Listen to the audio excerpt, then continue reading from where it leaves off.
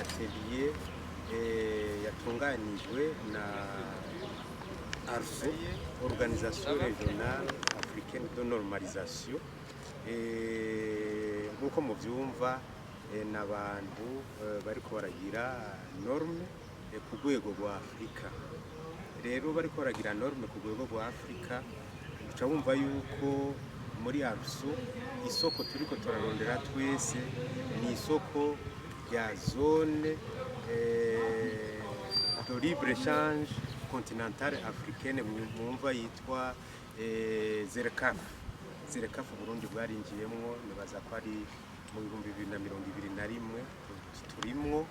Rero iyo haje ibintu vy'amanorme Burundi buserukirwa na BBN, nico gituma iyi nama ARSO iriko iratunganya singahe iwacu Burundi gusa, iriko irayitunganya ni mu bindi bihugu byo muri Afrika kugira ngo bahimirize abantu, la sensibilisation mu Faransa, ku manorme ya ARSO. Rero ico mwomenya twebwe turanezerewe kuba abo muri ARSO bari ngaha, kubera ubu muri BBN mu miteguro turiko turakoresha kugira ngo ikigo gitere imbere, twashize imbere no gukorana n'izindi bureau de normalisation.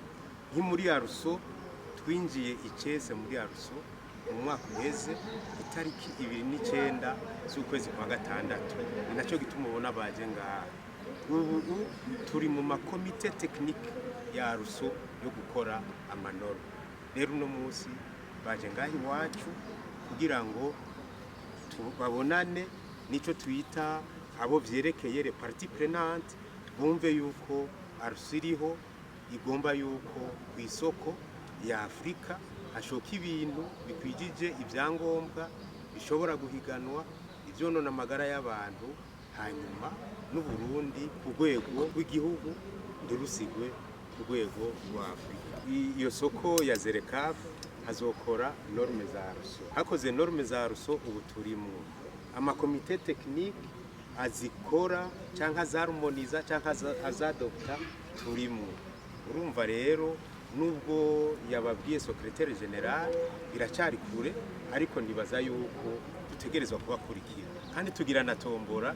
Izo norme za ARSO sizizokoroka zivuye mu kirere, nyinshi usanga tuza twarazikozeko muri EAC turimo, nyinshi zirasa nizo muri izo turimo, nyinshi nizo muri réseau de la francophonie et de normalisation aho hose turimo.